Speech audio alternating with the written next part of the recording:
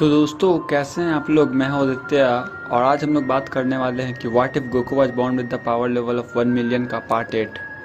तो दोस्तों अभी तक के वीडियो में हम लोगों ने देखा कि कैसे गोहान गोल्डन फ्रीजा को हरा देता है आखिरकार, और उसके बाद जब यूनिवर्स 6 और यूनिवर्स 7 के बीच में टूर्नामेंट होता है तो वेजिटा और गोहान अकेले ही सारे के सारे यूनिवर्स 6 के वॉरियर्स को हरा देते हैं। उनमें से कोई भी एक उन दोनों में से किसी एक से भी जीत नहीं पाता है, और जहाँ पर वेजिटा कावा को सुपर सेवन में बदलने का तरीके बता देता है। और उसके बाद ग्रैंड जेनो आते हैं और वो टूर्नामेंट का अनाउंसमेंट करके चले जाते हैं। और मैंने लास्ट वीडियो में बोला था कि एक बंदा जो कि फ्यूचर से आया होता है जिसे देख के सबको हैरान हो जाते हैं। दोस्तों दरअसल वो बंदा कोई और नहीं बल्कि फ्यूचर गोहान ही होता है, और उसके टाइमलाइन में फिर से एक प्रॉब्लम हो जाती है। दोस्तों वो प्रॉब्लम कुछ और नहीं बल्कि इस बार ब्लैक गोकू होता है, जो कि और कोई नहीं जामासू ही होता है।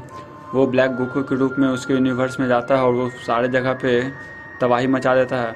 दोस्तों इस फ्यूचर गोहान के पास भले ही गॉड की हो और उसने भी अभी तक सुपर सैयन ब्लू तक को पा लिया है, बट वो अभी भी ब्लैक गोकू को हरा नहीं पा रहा होता है, क्योंकि ब्लैक गोकू और कोई नहीं उसके फादर की तरह दिखता है।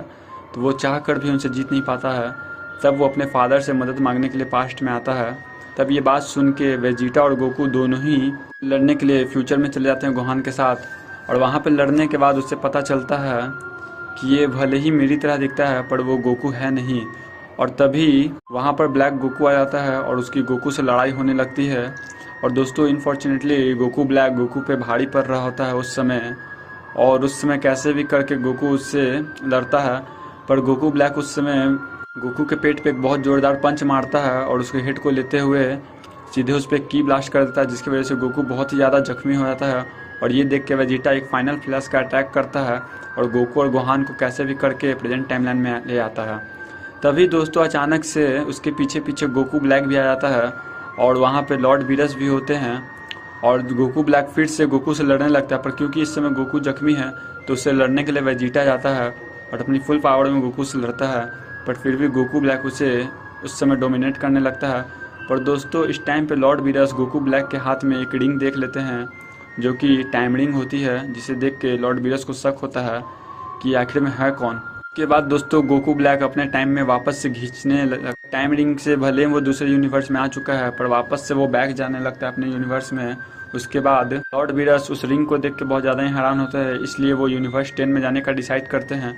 और उनके साथ साथ गोकू भी जाने के लिए जिद करता है, क्योंकि वो गोकू ब्लैक गोकू की तरह दिखता है, इसीलिए वो भी लॉर्ड बीरस के साथ यूनिवर्स 10 में जाता है, जहाँ पर वो गोवासू से मिलता है और पूछता है कि क्या टाइम रिंग अभी भी आपके पास है। तो गोवासू बोलता है कि हाँ मेरे ही पास है। उसके बाद वो लोग जामासू से मिलते हैं, जहाँ पे गोवासू बताते हैं कि ये सबसे ज़्यादा ताकतवर काय है।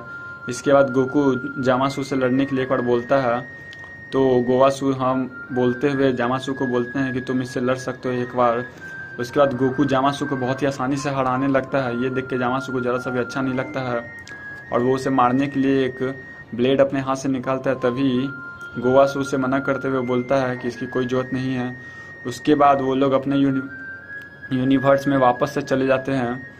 उसके बाद गोहान फिर से बोलता है कि डैड मुझे आपकी ज़रूरत है, आप लोग प्लीज़ मेरी मदद करें। तब गोकू बोलता है कि ठीक है मैं तुम्हारे साथ फिर से चलता हूँ उस यूनिवर्स में, बट उससे जाने से पहले लगता है कि मैं अभी जिस जामासू से मिल के आया हूँ वो बहुत अच्छा नहीं है। वो मेरे ख्याल से बहुत ही बुरा इंसान है, मतलब काय है, और कहीं न कहीं ब्लैक गोकू उसी के साथ जुड़ा हुआ है। उसके बाद ये बात लॉर्ड बीरस सुनते हैं तो वो फिर से इन्वेस्टिगेशन करने के लिए गोकू को बोलते हैं अपने साथ चलने के लिए। पर उससे पहले गोहान बोलता है कि प्लीज़ डैड मेरे साथ फिर से चलिए, उस यूनिवर्स में बहुत ही ज़्यादा प्रॉब्लम हो चुकी है। तो गोकू वेजिटा फिर से गोहान के साथ जाते हैं गोकू ब्लैक से लड़ने के लिए। और इस बार जब वो गोकू ब्लैक से लड़ने जाते हैं तो वो लोग वहाँ पे जामासू को भी देखते हैं और देख के उससे बहुत ज़्यादा हैरान होते हैं कि जामासू यहाँ पर कहाँ से आ गया। फिर गोकू ब्लैक से लड़ने लगता है और जामासू वेजिटा से लड़ने लगता है, और गोहान गोकू की मदद कर रहा होता है एक तरफ। फिर भी गोकू ब्लैक उस समय गोकू पे बहुत ही भारी पड़ रहा होता है। उसके बाद दोस्तों गोकू ब्लैक गोकू को फिर से नॉकआउट कर देता है और बोलता है कि इस बार मैं तुम्हें नहीं छोड़ूंगा। तभी गोहान एक बहुत बड़ी अटैक करता है और फिर से वेजिटा और गोकू को अपने टाइमलाइन में ले आता है। 2 बार हारने के बाद वेजिटा को भी बहुत ज़्यादा बुरा लगता है कि वो आखिरकार इसे जीत क्यों नहीं पा रहा है। उसके बाद दोस्तों वो लोग जामासू के पास जाते हैं और उससे बोलते हैं कि तुमने ऐसा क्यों किया। तो जामासू बोलता है कि मैंने ऐसा कुछ नहीं किया है। पर लॉर्ड बीरस बोलते हैं कि हमें देखना होगा कि ये जामासू अच्छा है कि नहीं, उसके बाद वो लोग देखते हैं कि जामासू गोवासू को मारने का कोशिश कर रहा है, तो लॉर्ड बीरस खुद जाके जामासू को हकाई कर देते हैं, जिसकी वजह से जामासू का एग्जिस्टेंस मिल जाता है। उसके बाद गोकू बोलता है तो क्या गोकू ब्लैक भी ख़त्म हो चुका है, तो लॉर्ड बीरस बोलते हैं कि हाँ, गोकू ब्लैक अब ख़त्म हो चुका होगा, क्योंकि तुम मॉर्टल्स के वजह से अलग अलग यूनिवर्सेस बनते हैं, बट मैं गॉड हूँ, अगर मैंने उससे हक्काई किया है तो वो यूनिवर्स ख़त्म हो जाएगा जहाँ पे गोकू ब्लैक का एग्जिस्टेंस है। पर ऐसा कुछ होता नहीं है, और गोकू वेजिटा एक बार फिर से ट्रेनिंग करने के बाद गोहान के साथ उसके टाइमलाइन में वापस जाते हैं और बोलते हैं इस बार हम उसे ज़रूर हरा देंगे। बट इस बार गोकू और वेजिटा के साथ सुप्रीम काय भी होते हैं जो कि जाते हैं यूनिवर्स 7 और यूनिवर्स 10 दोनों के सुप्रीम काय गोकू और वेजिटा के साथ उस यूनिवर्स में जाते हैं फ्यूचर गोहान वाले में। उसके बाद गोकू और वेजिटा वापस से गोकू ब्लैक और जामासू से लड़ने लगते हैं। इस बार दोस्तों गोकू ब्लैक गोकू से ज़्यादा पावरफुल होता है और उस पर भारी भी पड़ने लगता है, और दूसरी तरफ वेजिटा भी इस बार इमॉर्टल जामासू से लड़ने में बहुत ज़्यादा ही सक्सेस होता है और उस पर भारी पड़ने लगता है। उसके बाद जब वो लोग देखते हैं कि उनके हाथ से बाजी निकल रही है तो वो दोनों आपस में फ्यूजन कर लेते हैं, जिसके वजह से वो फिर से गोकू और वेजिटा से ज़्यादा ताकतवर हो जाते हैं। इसके बाद दोस्तों गोकू और वेजिटा को समझ में नहीं आता कि वो क्या करे, तभी सुप्रीम काय उसे अपनी ईयरिंग्स देते हैं और बोलते हैं कि तुम दोनों भी आपस में फ्यूजन कर लो।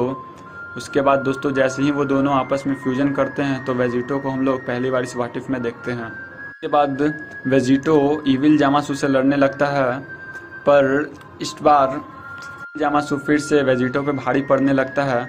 उसके बाद कुछ समय तक लड़ने के बाद उन दोनों का फ्यूजन वापस से टूट जाता है, जो कि गोकू और वेजिटा में बदल जाता है। उसके बाद गोकू को समझ में नहीं आता कि वो उसे कैसे हराए, तो एक बहुत बड़ा स्पिरिट बॉम्ब को क्रिएट करता है और जामासू ब्लैक पर फेंकता है। पर दोस्तों क्योंकि जामासू ब्लैक बहुत ज़्यादा ताकतवर है तो वो गोकू का स्पिरिट बॉम्ब गोकू पे ही फेंक देता है, जिसकी वजह से गोकू गायब हो जाता है। और ये देख के वेजिटा और गोहान बहुत ज़्यादा शॉक्ड हो जाते हैं। इवन गोहान के तो आँख से आंसू तक निकल जाता है ये देख के, और वेजिटा को भी लगता है कि अब शायद ये उनका अंत है। पर तभी अचानक से एक बहुत बड़ा वाइट लाइट साइन होता है और हम लोग देखते हैं पहली बार अल्ट्रा इंस्टिंक्ट गोकू को। उसके बाद जब इविल जामासू मतलब जामासू ब्लैक गोकू पे अटैक करता है तो गोकू से डॉज करते हुए बहुत ही आसानी से हराने लगता है और कैसे भी करके गोकू ब्लैक को तो ख़त्म कर देता है। पर क्योंकि जामासू इमॉर्टल होता है इसलिए उसकी सोल पूरी की पूरी अर्थ को कवर करने लगती है।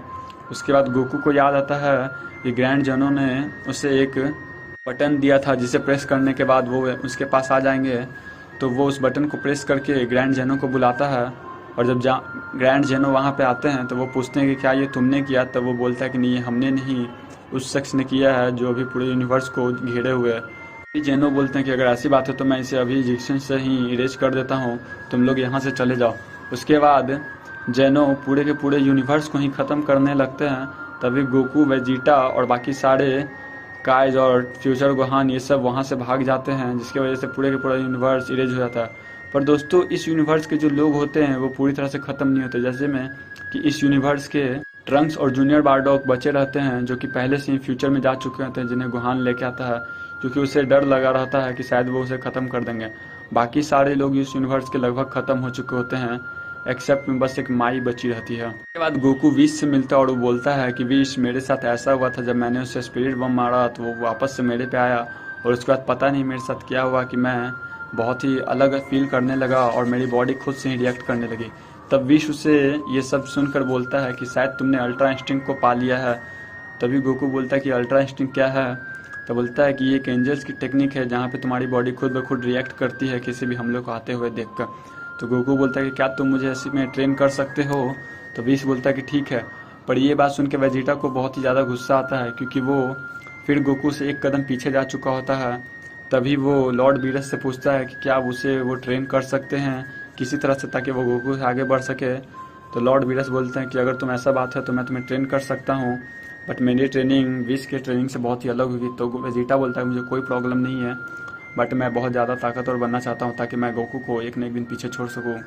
तभी बीरस वेजिटा को लेके जाके अलग से ट्रेनिंग देने लगते हैं और विश यहाँ पे गोकू को उसकी अल्ट्रा इंस्टिंक्ट को परफेक्ट करने में लग जाता है, और रेडिट्स, गोहान और बारडॉक आपस में ट्रेनिंग करने लगते हैं। दोस्तों इस टाइमलाइन के रेडिट्स, बारडॉक और गोहान ने सुपर सैयन 2 को ब्लू फॉर्म में मिलाने का सीख चुके हैं और सुपर सैयन ब्लू एवोल्यूशन तक को भी पा चुके हैं बहुत पहले ही। उसके बाद दोस्तों जैसे कि टाइम बीत जाता है 3 से 4 महीना, उसके बाद गोकू को याद आता है कि ग्रैंड जेनो ने टूर्नामेंट का फैसला किया था, बट उन्होंने अभी तक इस पर कुछ रिएक्शन नहीं दिया है।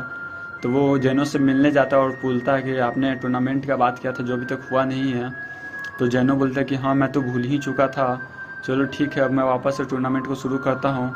उसके बाद दोस्तों ग्रैंड प्रिस्ट सारे यूनिवर्स में जाके बोलते हैं कि तुम्हें अपने यूनिवर्स से 10 योद्धाओं को लाना है टूर्नामेंट में, और अपनी पूरी जी जान लगा के टूर्नामेंट में फ़ाइट करना है। और जो अंतिम तक सरवाइव करेगा इस टूर्नामेंट में वही विजेता होगा, और जो इस टूर्नामेंट को हारेगा उसके यूनिवर्स को इरेज कर दिया जाएगा। इसलिए अपनी पूरी ताकत से लड़ना। सुन के यूनिवर्स 7 के सारे योद्धा डर जाते हैं कि इरेज कर देंगे, इसका मतलब क्या है। तो ग्रैंड बोलते हैं कि पूरी की पूरी एग्जिस्टेंस ही खत्म कर दिया जाएगा, बस एंजल्स को छोड़कर। सुनकर बीरस भी बहुत डर जाता है और वो गोकू पे बहुत ही गुस्सा करता है, पर बीरस को कहीं ना कहीं विश्वास होता है कि वो ही जीतेगा इस टूर्नामेंट को। उसके बाद गोकू यूनिवर्स 7 से 10 फाइटर्स को चुनने लगता है। पर दोस्तों आज की हमारी वाटिफ यहीं पे ख़त्म होती है। दोस्तों आप मुझे कमेंट्स करके बताएं कि आपको इसमें से कौन सा पार्ट सबसे अच्छा लगा, और अभी तक आप मेरे इस वीडियो को देख रहे हैं तो मेरे चैनल को सब्सक्राइब जरूर करें और इस वीडियो को लाइक भी करें। तो मिलते हैं दोस्तों अपने